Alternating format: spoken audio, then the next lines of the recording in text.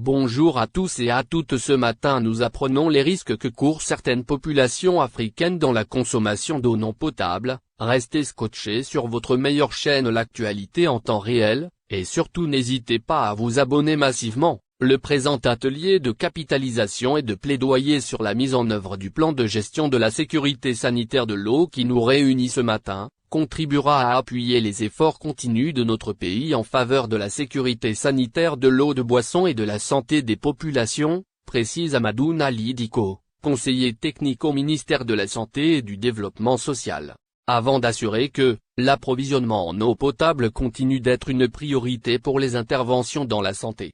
En effet, le PSE constitue un élément central dans la gestion sûre et durable des services de l'eau potable et la planification de la sécurité de l'eau. Elle est appelée à jouer un rôle plus important dans cette gestion de la sécurité sanitaire de l'eau que le Mali vise à atteindre en ce qui concerne les objectifs de développement durable, ODD, pour l'eau potable. Selon le chargé des études d'adduction d'eau potable à la Direction nationale d'hydraulique, Doudou Issa Dio, on attend beaucoup de ce programme non seulement parce que la qualité de l'eau aujourd'hui inquiète, mais pour diminuer les infections d'eau et diminuer surtout les maladies liées à l'eau et la qualité de l'eau approvisionnée. Aussi, il est important que les PSE prennent en compte l'impact du changement climatique sur les ressources en eau, à la fois pour assurer leur efficacité et pour leur permettre de gérer les risques prioritaires face à un climat changeant et incertain. Sori Ibrahim Bouharé, conseiller santé et environnement au bureau de l'Organisation mondiale de la santé au Mali, affirme que la rencontre de ce matin c'est sur la qualité de l'eau que nous consommons. C'est un outil qui permet d'avoir cette qualité qu'on appelle PSE.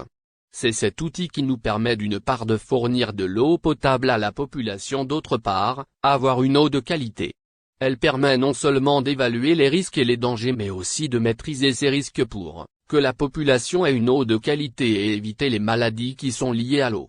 Faut-il signaler que depuis 2016, l'homme a commencé à encourager et à appuyer les pays à mettre en œuvre le PSE. Le processus a continué par le renforcement des compétences de 3 cadres issus des directions nationales en charge de la santé, de l'assainissement et de l'hydraulique à une formation qui s'est tenue à Dakar en octobre 2017 sur le PSE.